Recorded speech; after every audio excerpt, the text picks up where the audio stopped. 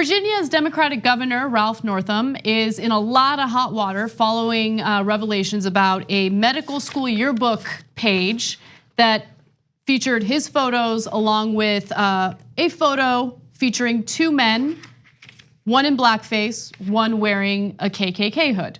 There's the photo in question. That's the yearbook page in question. And for good reason, people are upset about this. There have been multiple calls to resign. And following this news, he did apologize for being part of this. He says, "I'm deeply sorry for the decision I made to appear as I did in this photo and for the hurt that decision caused then and now." Now let's take a look at what else Governor Northam has to say, and then I'll fill in some of the blanks. Take a look. That photo and the racist and offensive attitudes it represents does not reflect that person I am today or the way that I have conducted myself as a soldier, a doctor, and a public servant. I am deeply sorry. I cannot change the decisions I made, nor can I undo the harm my behavior caused then and today. But I accept responsibility for my past actions, and I am ready to do the hard work of regaining your trust. I have spent the past year as your governor fighting for a Virginia that works better for all people.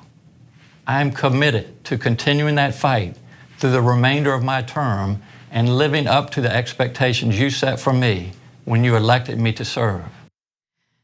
So the story's already bizarre, but to make it even more bizarre, Northam then kind of reversed what he had initially said following the release of the photo. First, he made it seem as though he was one of the individuals in that photo, right? Either in blackface or wearing the KKK hood.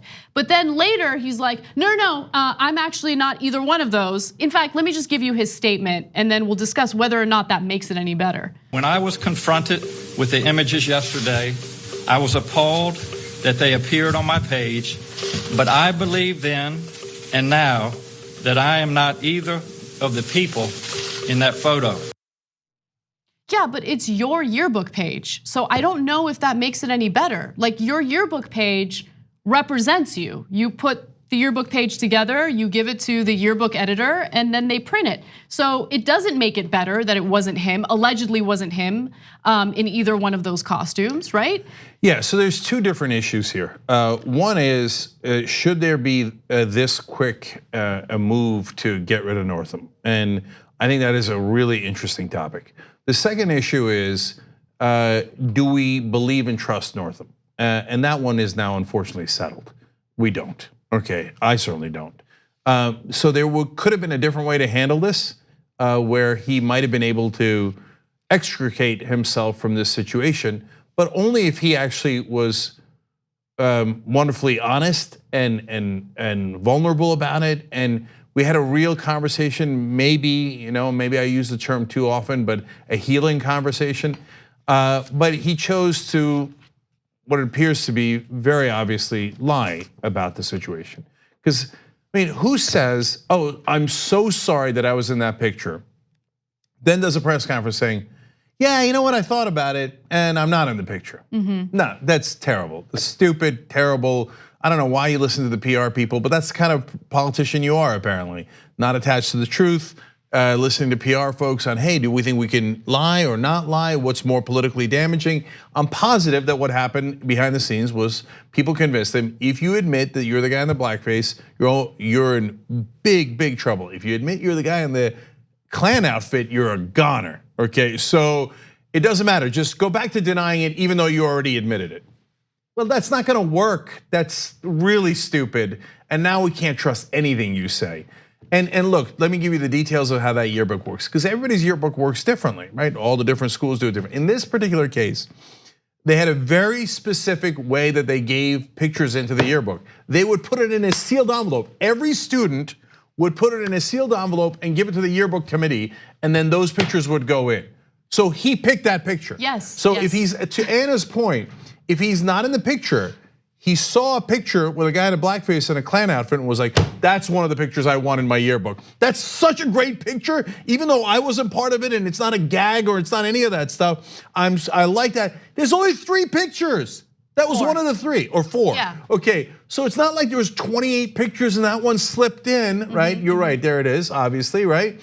And so he thought, okay, the guy in the picture in the Cowboys hat, that makes me look cool. Obviously the yearbook photo, and then I got my cool car, and then I got the cool Klan outfit, right? Right? I mean, he made those choices. So it doesn't help at all to say you're not in it. Besides which, it's super obvious you're in it. It's not obvious from the faces, it's obvious from your action that you were in it. Yeah, and let me also add that, it's one thing if this were a high school yearbook and he was an idiot teenager who made a really, really bad choice. And you're right, Cenk, later when it's revealed, he comes out and says, oh my God, I can't believe I did that. I apologize, this is not reflective of who I am. But this is from medical school. He was like 25 years old. So yeah, that matters. I think that matters. And more importantly, after this story broke, of course, reporters started to do some more digging and they found some other pretty terrible stuff about him. CBS News uncovered a page from Northam's yearbook at the Virginia Military Institute that had nicknames listed underneath his name. One of them was Coon Man, a racial slur. So he says, yeah, a couple of guys call me that, but I don't remember why they call me that. That's not true, it's not true. So listen guys, if you were in a Klan outfit for Halloween, do you remember it or don't you remember it? Is there, like, if you weren't in a Klan outfit for Halloween, do you remember it or don't remember it? Of course you remember that.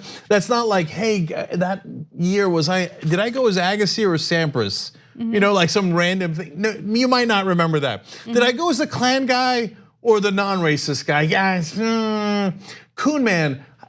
I never asked. If somebody called me Coon Man, I never bothered to ask why they're calling me Coon Man. Come on.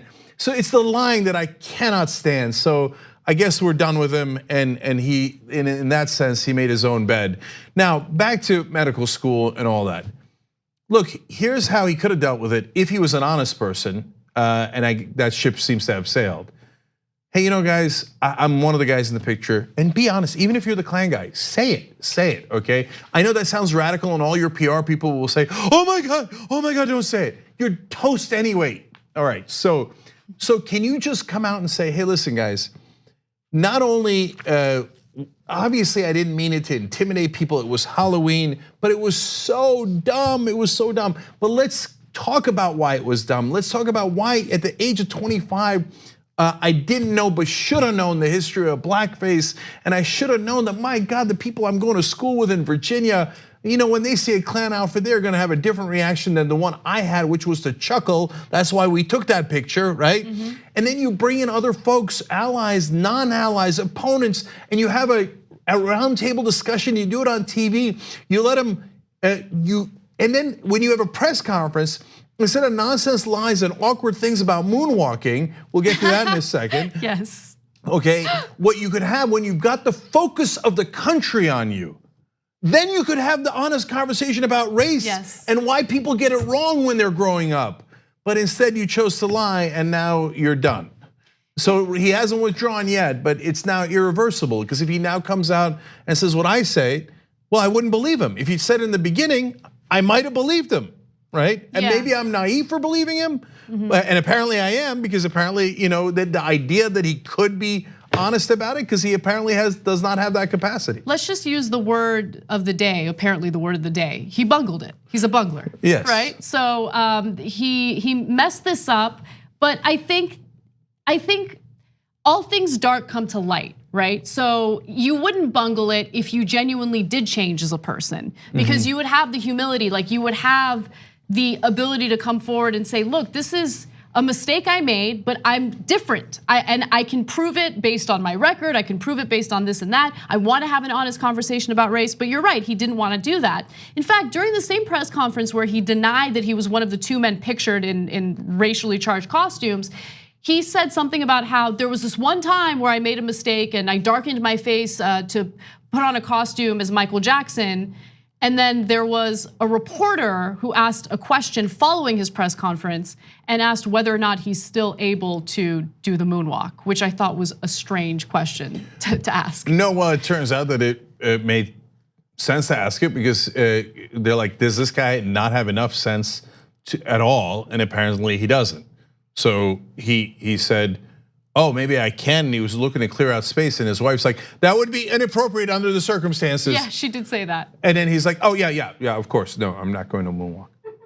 Oh yeah. All right, so now look, on the other hand is, in this case, is that the Republicans came to get him for comments that he made about abortion. And so, like, when he initially admitted that it was him and expressed regret, that's when I wish the Democrats would have jumped in and said, let's have a conversation right now on TV, on or wherever, where we bring in the NAACP, we bring in his colleagues, his pastor is African American, we bring him in, we bring in everybody, and we talk about it right now. To this day, they keep firing everyone, and I swear to God, and I know they can't understand this, and I know that it's frustrating for folks, and I get that part, but I guarantee you a huge chunk of the country has no idea why blackface is bad. We just keep telling them it's bad, because it is, because there's a history of racism that goes along with it. Minstrel shows and people in blackface were painted as rapists, etc., terrorized African Americans, but we never have that conversation. Instead, Democrats immediately come on TV and go, fire him. Well, like he says it was him and he's sorry. I don't want to talk about it, fire him. Well, hold on, guys, but the conservatives launched this against Northam to get him, and they did because he's an idiot, and apparently he hasn't learned from what he's done in the past. But at the moment that it looked like he was remorseful, instead of giving an inch there to explore that possibility and to have a productive conversation about it, as usual, the Democrats were like, we will never circle the wagons, we'll do a circular firing squad instead, and immediately take him out. By the way, do you want to know why? Because they genuinely care about blackface and Klan outfits? Look, I'm not saying they don't care about that. I hope to God that they do, and we certainly do. But the main motivation, as now some articles admit, because it's super obvious, is Virginia is a critical swing state, and they don't want to jeopardize it for 2020, and it's an important purple state, and so they don't want to take any chances. Oh, so then this turns out to be about the political careers of other Democrats. So I don't deny those political calculations, but I also want to just quickly mention that in both parties, showing remorse, in the country overall, showing remorse is now seen as a huge weakness. So, and it's definitely more prominent in the Trump era, where you do something wrong, you get called out for it, and if you apologize and you come at it from a human perspective, people will continue piling on. Like, the apologies are not good enough. Apologies are seen as nothing more than concessions of wrongdoing, and that's it. Whereas denying or taking responsibility but being defiant is considered strength.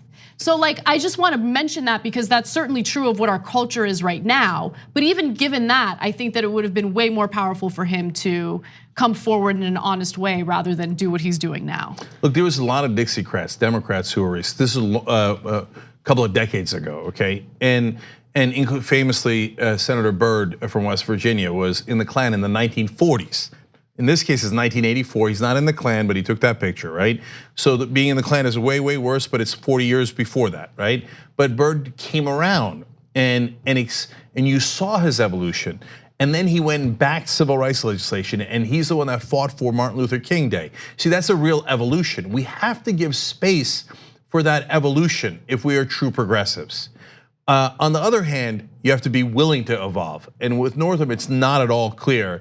And so, look, and lastly on Northam's record is that he actually, had, so in some ways he's a very establishment guy. The Republicans like him a lot. Actually, the Democrats are throwing him under the bus more than the Republicans are, at least in the state of Virginia when it comes to the elected legislators, okay? And a lot of them have a good working relationship with him. To me, that's not a great sign. I didn't want him in the primary. By the way, progressives were right again. Perriello would have been better. He wouldn't have had any of these issues. And now you're gonna lose a Democratic governor because you picked an establishment guy who you were so proud works with Republicans all the time.